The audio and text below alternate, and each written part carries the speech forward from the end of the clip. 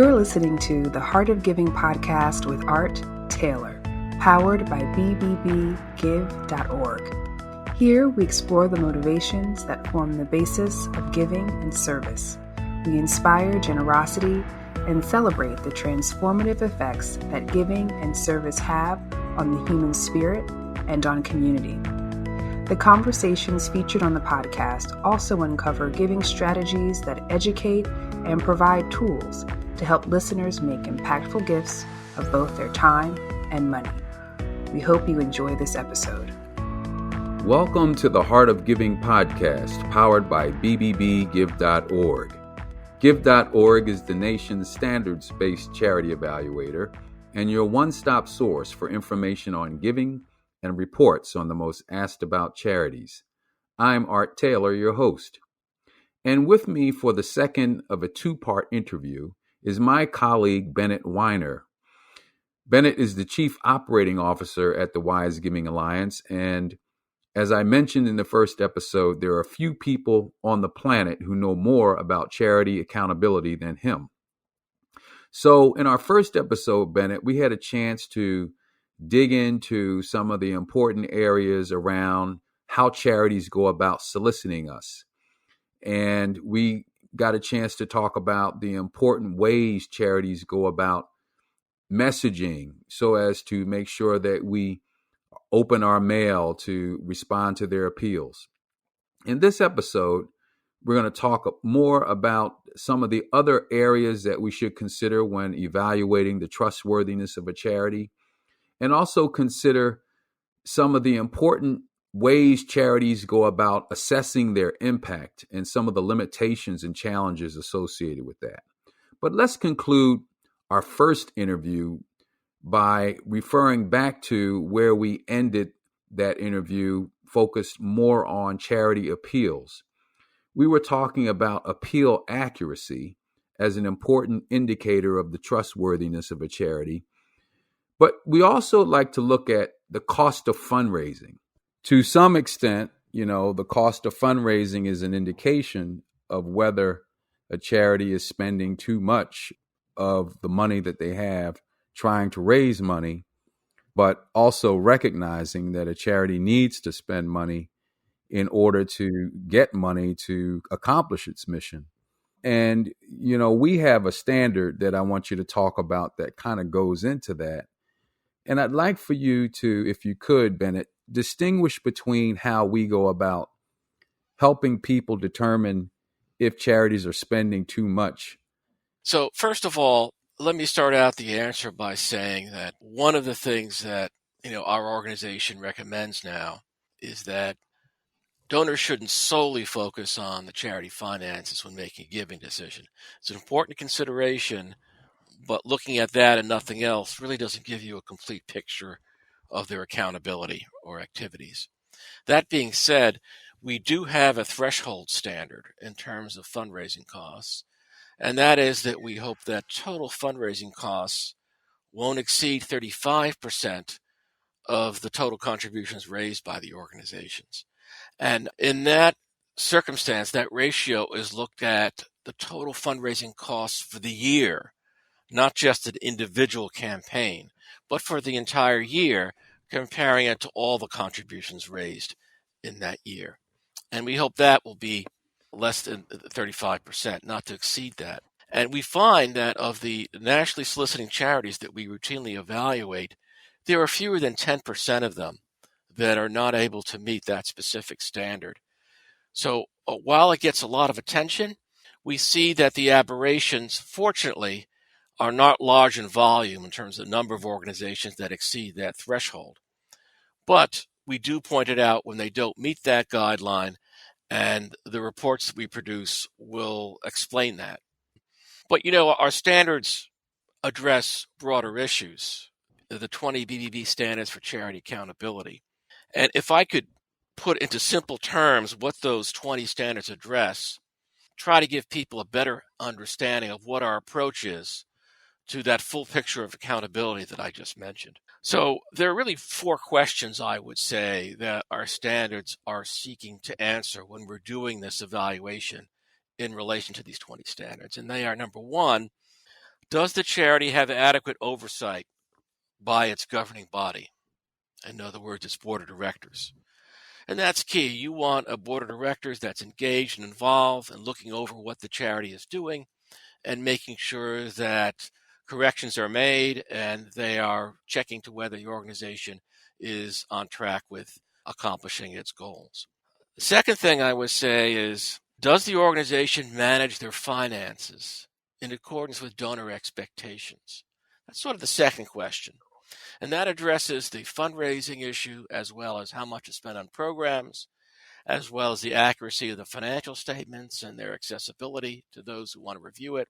Donors expect certain things that when they make a contribution to charity, and one of those big things is that the majority of what they give is going to be used for the purposes that they were asked to support. And that just makes logical sense, but that is one of the things we're seeking to verify. The third question is, does the charity periodically assess how well it's addressing its mission?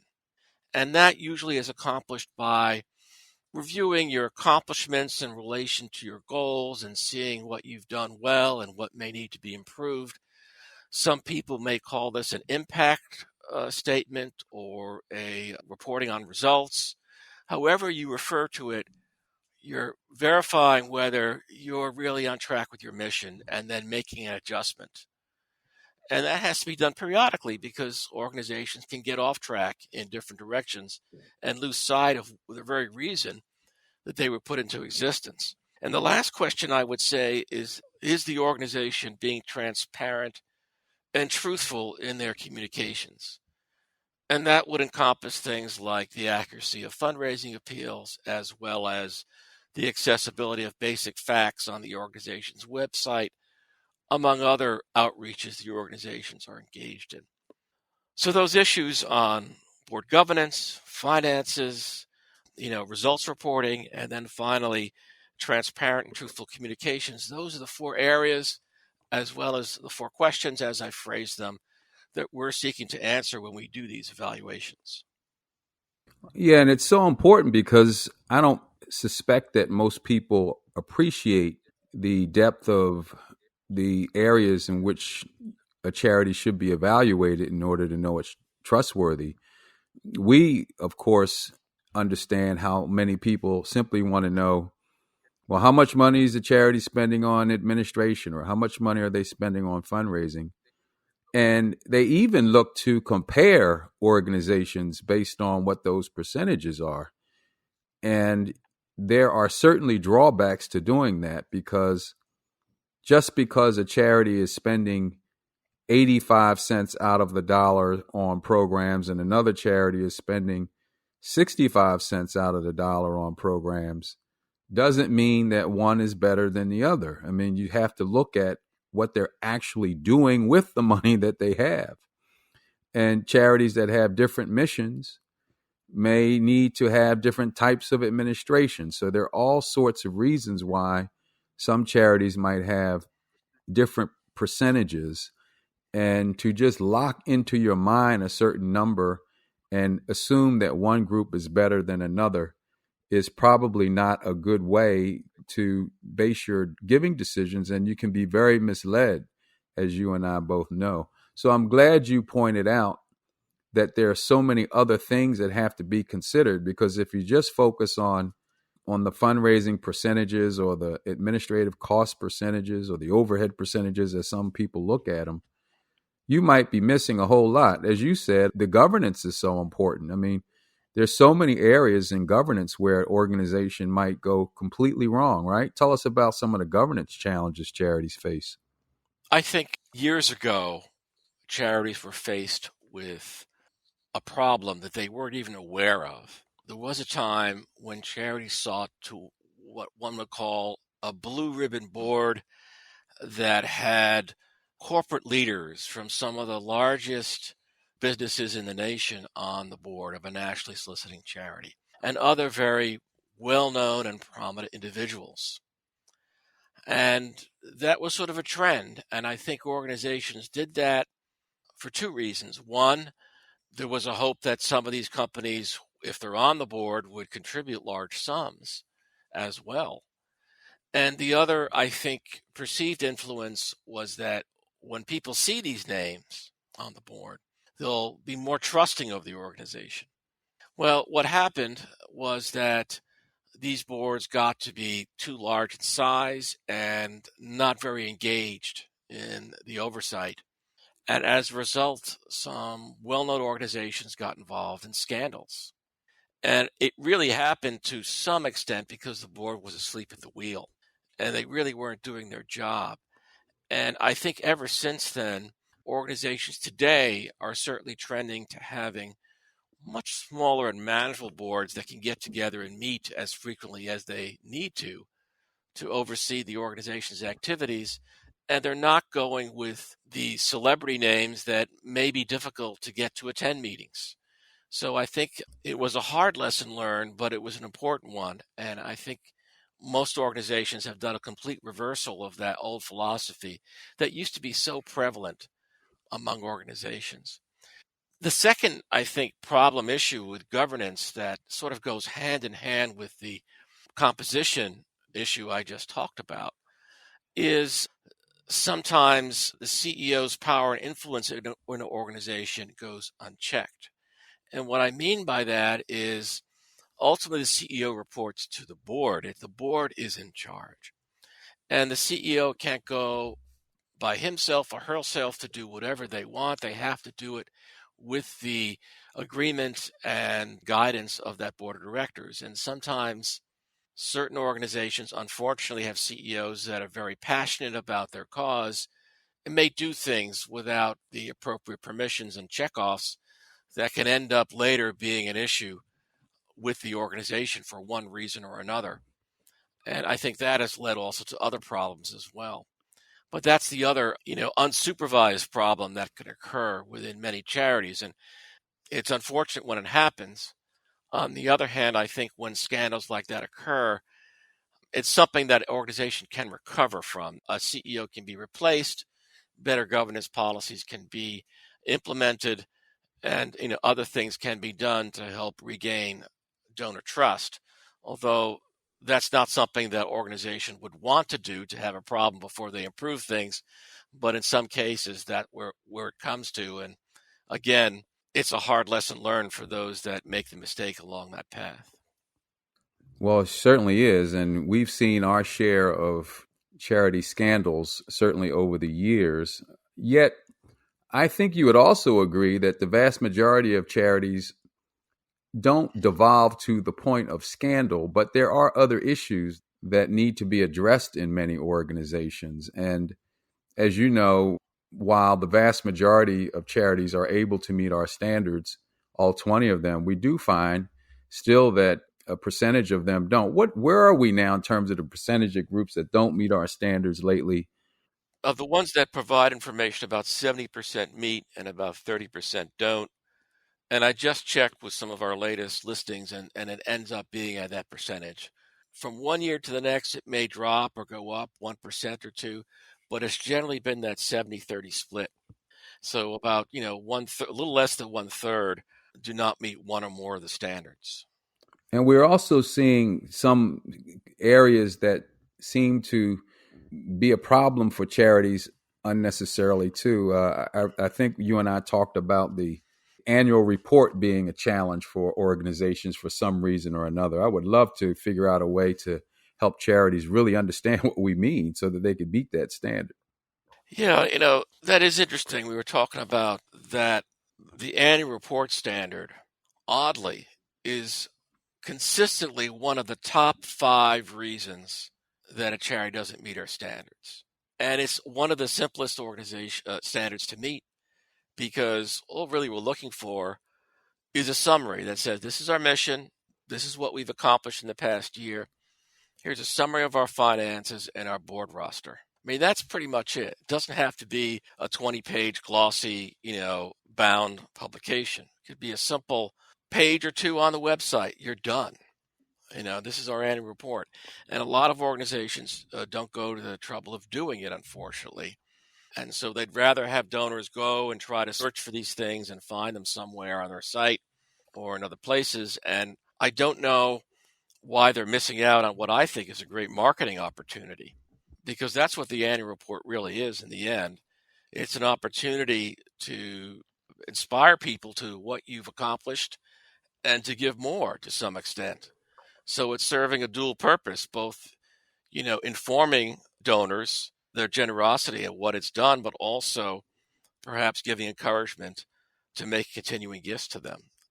And again, I think some organizations think that annual reports are old school because they think of them only as these printed items that people use to put in envelopes and mail to donors, when in fact, really all we're talking about is providing easy access to basic facts about the organization in one place on your website. While we're here talking about standards, I want to remind all of our listeners that you can find all 20 of our standards at give.org. I hope you'll go visit the website give.org and you can see all of these 20 standards that Bennett is talking about, and also all of the evaluations of the charities that we do. So I hope that people will take advantage of that great service. Bennett, we also see that charities, that ones that don't meet, sometimes it's because of this standard we have for them assessing their effectiveness. And there are two standards that we have that relate to that. Why don't you talk about that a bit and your sense of why charities seem to be missing that particular standard or those particular standards? Well, one standard calls for organizations to have a board policy that says, at a minimum, every 2 years, we will conduct some type of effectiveness assessment, or in other words, seeing how well we're doing in regards to our mission, and then make any recommendations as a result.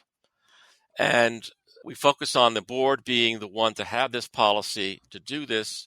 And the reason we see every 2 years is because this is something that we think organizations need to do periodically, not just a one and done.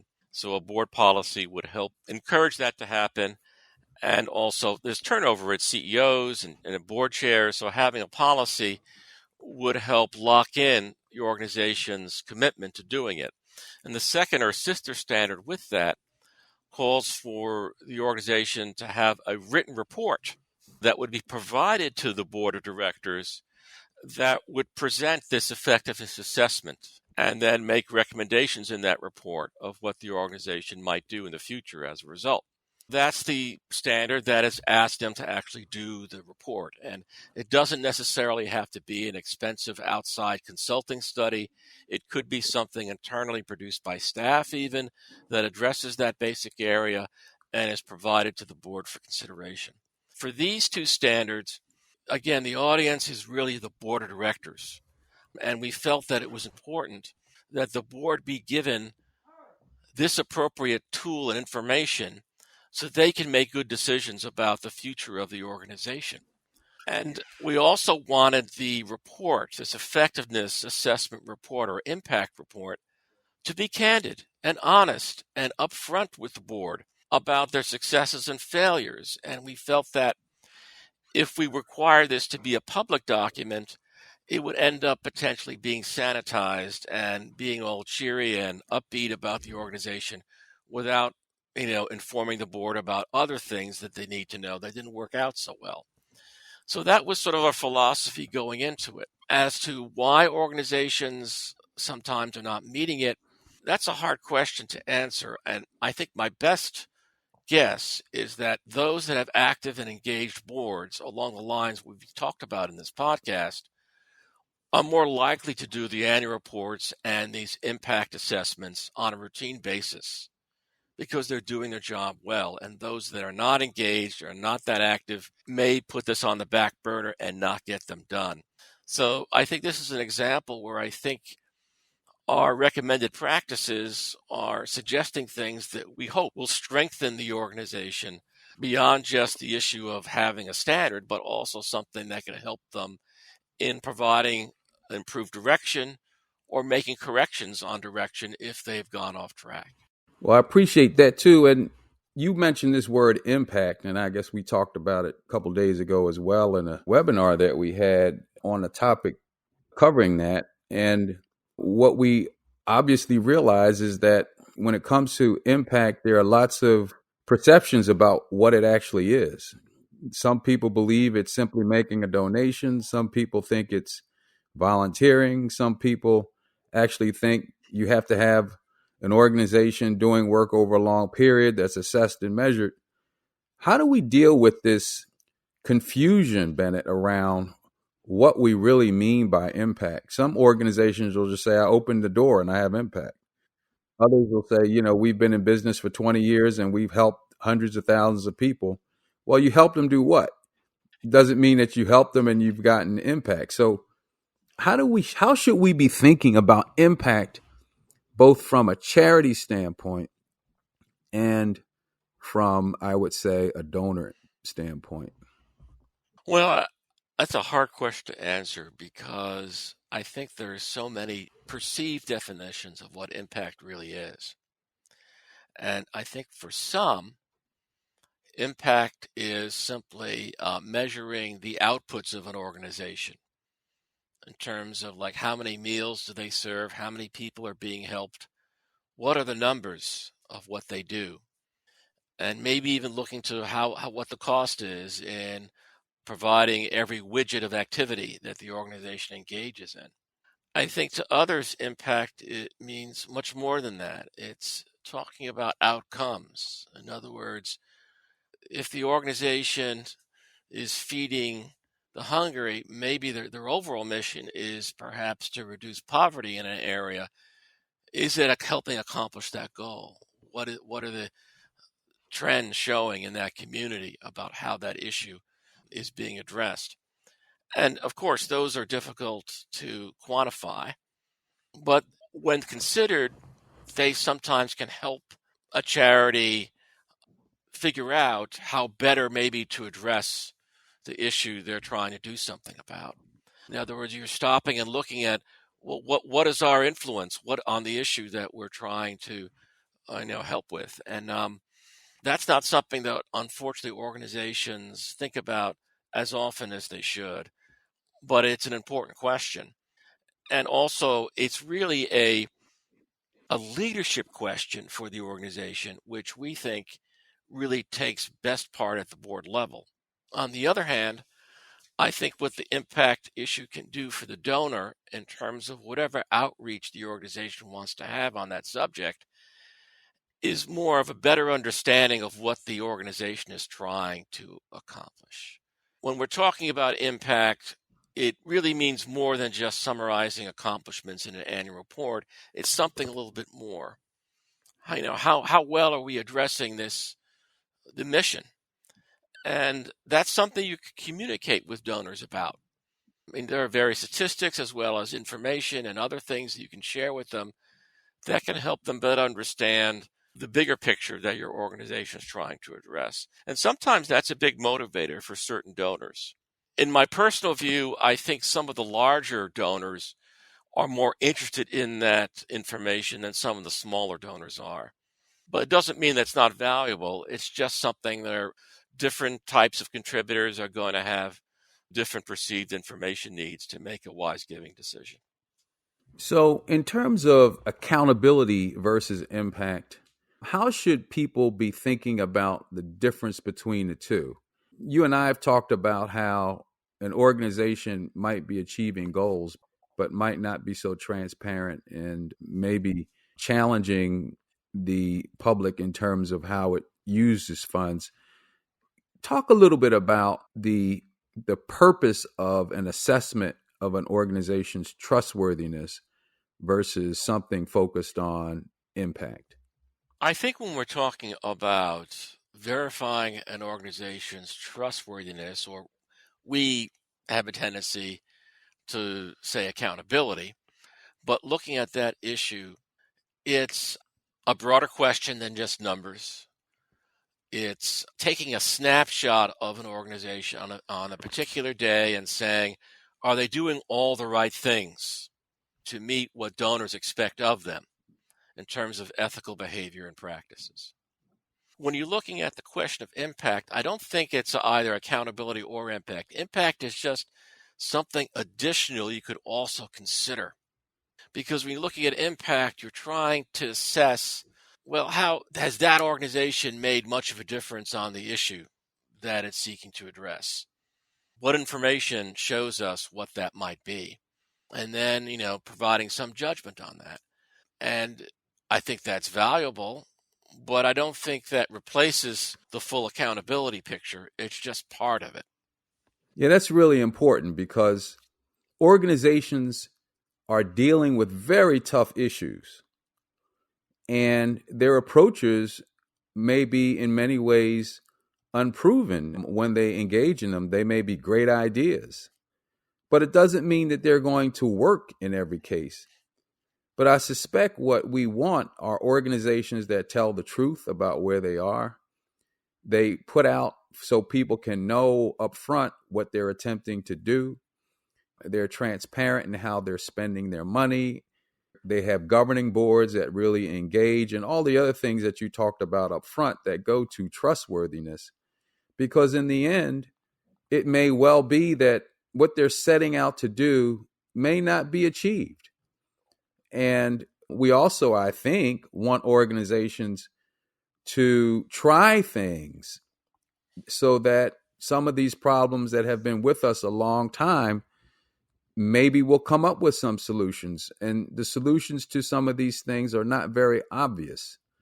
So just like fighting any long-term disease, or any disease that we've been fighting for many, many years, we haven't necessarily found a cure for that particular disease yet.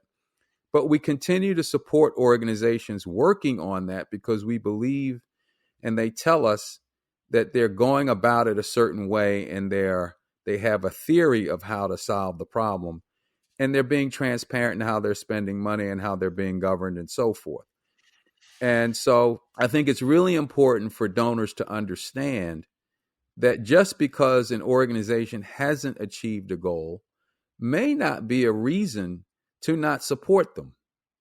Yeah, that's right. And that reminds me, Art, of another thing that you and I have talked about, which is the difference between incremental change in terms of charities slowly making progress to a very important but hard issue, and such as the researching a disease cure, and the other issue of immediate change or radical change where organizations are doing something right now.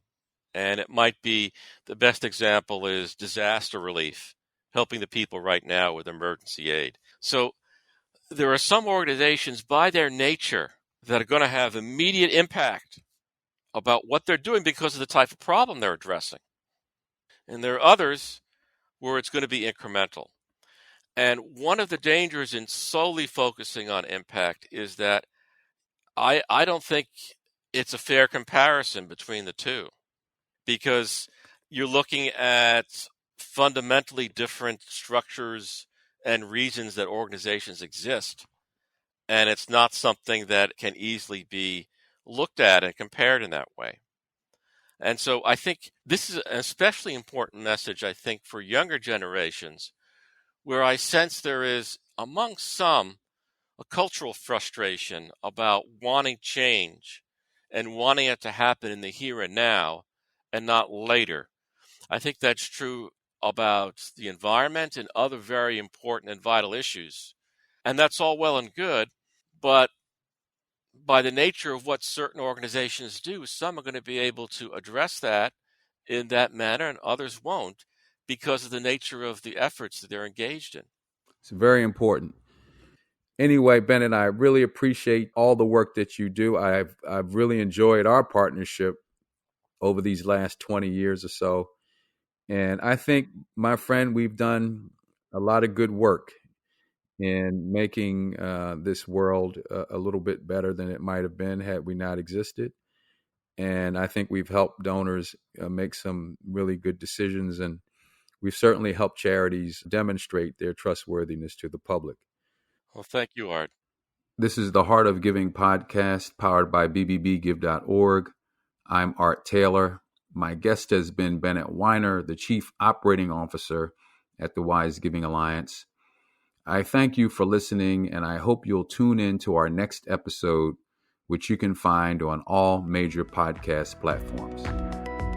You've just listened to the Heart of Giving podcast with Art Taylor. Be sure to tune in next time for a brand new episode. To listen to our other interviews, visit heartgiving.podbean.com. That's heartgiving.podbean.com. Subscribe to our show on major podcast platforms. Send your comments and ideas to nona@thusmarket.com. That's nona@thusmarket.com. The thoughts and opinions expressed on this podcast are the views and opinions of the guests, not those of the BBB Wise Giving Alliance or program affiliates. This podcast is for information and educational purposes only and is copyrighted with all rights reserved. This podcast is protected by Podbean's terms of service.